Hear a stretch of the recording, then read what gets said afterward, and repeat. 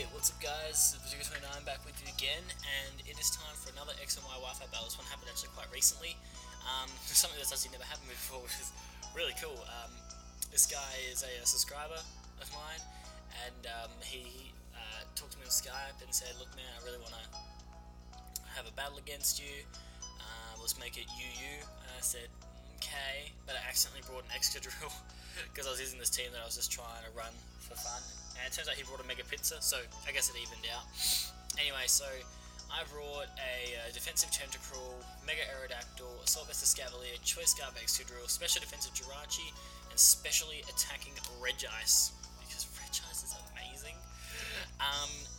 Scooter, who I'm up against, he's got the Mega Pincer, Spinning Starmie, Lumberry Mianshao, Rocky Helmet Quagsire, I'm guessing Lefty's Snorlax, I can't remember, and Choice Specs Noivern.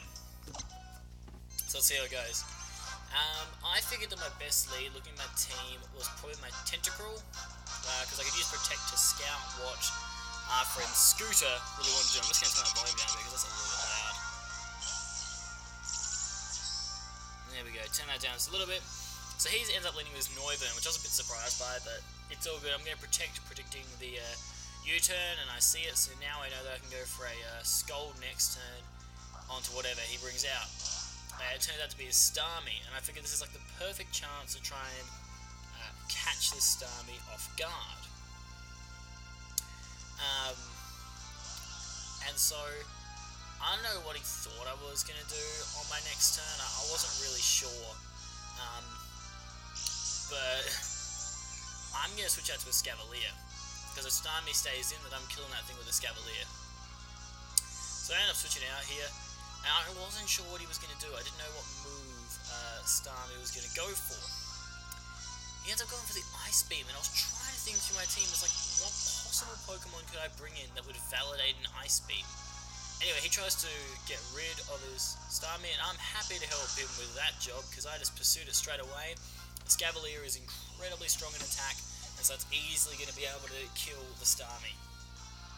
So I'm pretty happy because that's one Pokemon down now.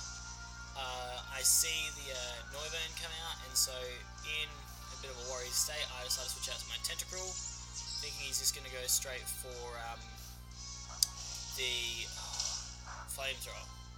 But it turns out I don't think he even had it, because he never used it. And so now Noivern's going to switch out into Mianshao, which I wasn't too afraid of, to be honest.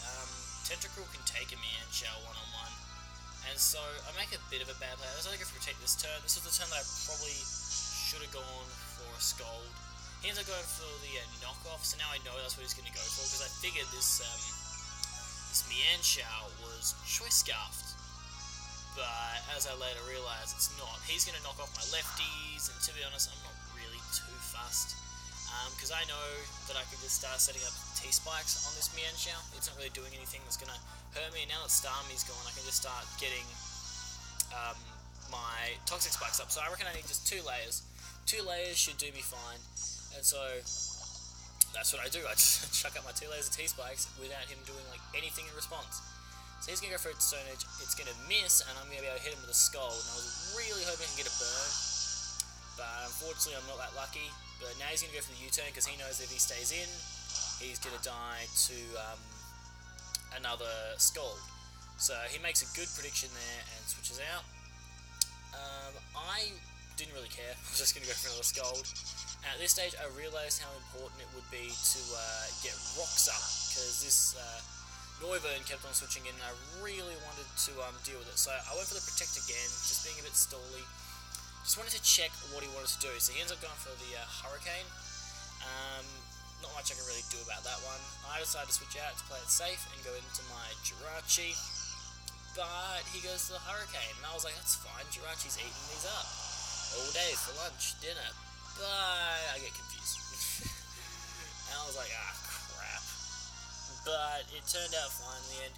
He's going to switch out into his Quagsire.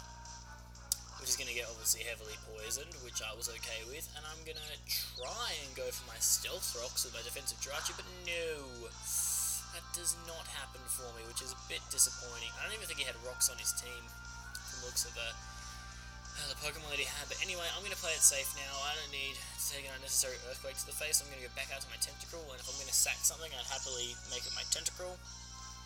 He's going to go for a Scold, and I figured actually my best play this turn because I was able to live. I really should have gone for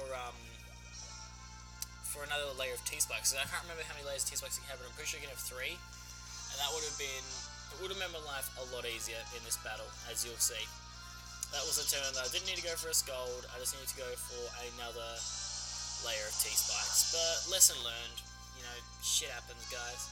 I'm gonna just let my Tentacruel die to this Draco Meteor because frankly it means that I get a free switch into my Jirachi to set up rocks, which is always lovely.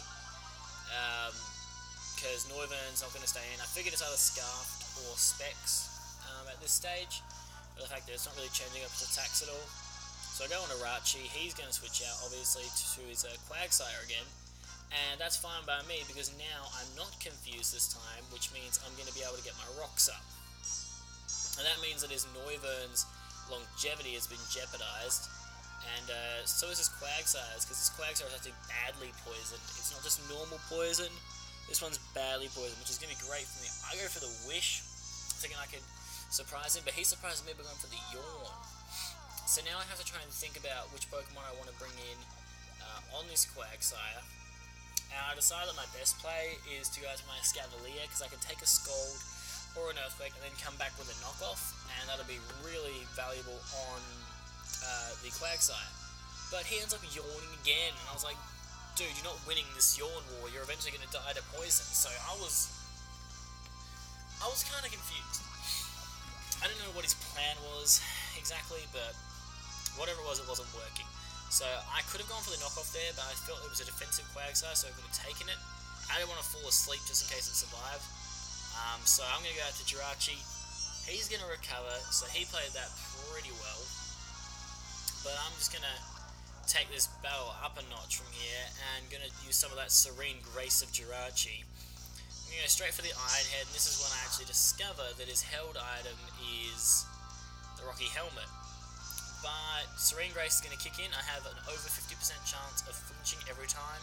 So I'm going to get the flinch that time, which is great, and all I need is one more flinch, and then this Quagsire dies. So he's probably gone for a recover this turn, but unfortunately for him, or unfortunately for me, first I'm going to take damage, but then unfortunately for Scooter, his Quagsire flinches again, which means he's going to die to toxic damage. So, a bit unlucky. I mean, I got 2 hits in a row.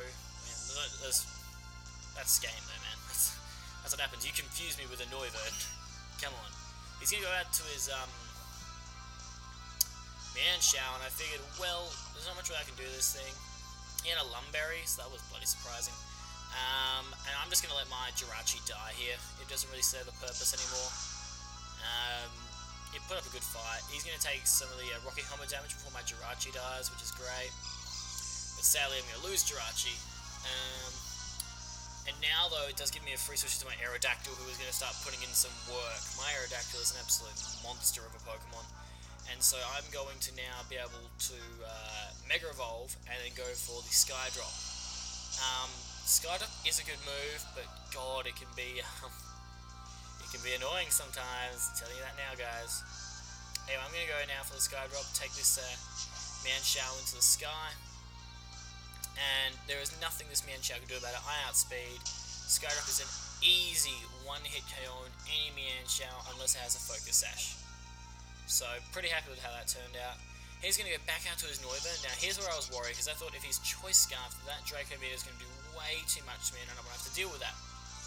So I thought it would be best to play it safe, and go out to my Escavalier if he wants to go for the Draco. And I predict this very nicely, and this is when I discover that he is really locked into a move, because I thought to myself, well, if he wants to go for the Flamethrower now, then I know that he's not locked into moves, I can go back out to my Aerodactyl and finish him. But it turns out that he is Choice Specs, and so he'll have to go for another Draco Meteor, which is still going to do nothing because it's not only resisted, but I am Assault Vested, so Escavalier goes and just absolutely eats that up, and it's going to go right back here and take out this Noivern with the knockoff. So now he's only got, I believe, two Pokemon left. He's got the Snorlax and the Pinsir. And so now he's going to go out to his Pinsir. Obviously he's going to Mega Evolve and try and ruin my day, but the badly poisoning and the rocks are going to be incredibly beneficial to me. If I had not set those up, I may have lost this battle. But anyway, he's going to Mega Evolve right in my face, and I'm just like, okay, no worries, bring out that Mega Pinsir. I don't really have anything prepared for it. I mean, one-on-one I can probably beat it with my Excadrill, but I didn't want to bring an Excadrill until I absolutely needed to. I figured from here my Aerodactyl could Skydrop and kill the Pinsir. But as it turns out, and this is a mechanic I need to remember for the future, when you Skydrop a flying type, it doesn't work. So that was surprising. He's now going to go for the close combat, which is good because now I know he has it. It's going to do a hell of a lot to me. And so I figured my best play from here was to try and go for just a nice and easy Stone Edge to get rid of the Pinsir. He goes for Quick Attack. I know I'm eating this up because I'm an Aerodactyl and it's not very effective. I needed this Stone Edge to hit, and it doesn't. So then I realised, I looked at how much health Pinsir had left, realised he's probably going to go just for another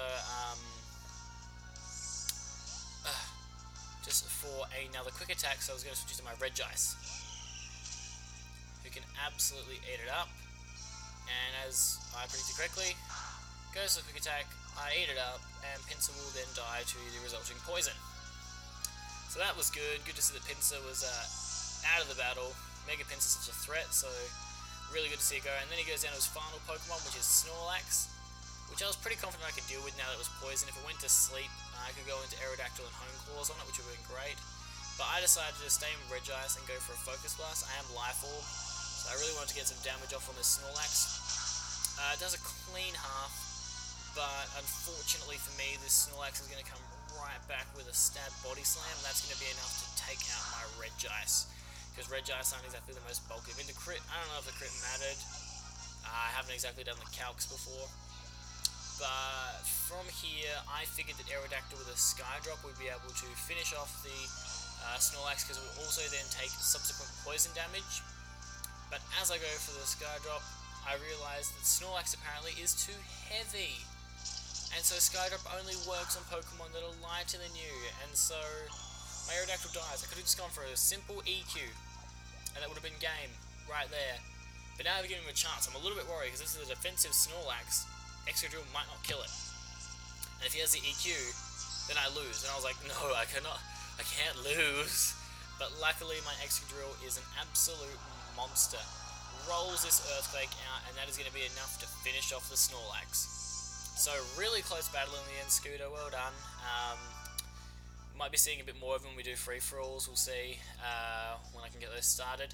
But yeah guys, remember to like, subscribe and comment on my channel, love hearing your thoughts. Anyway, Verdugo29 signing out.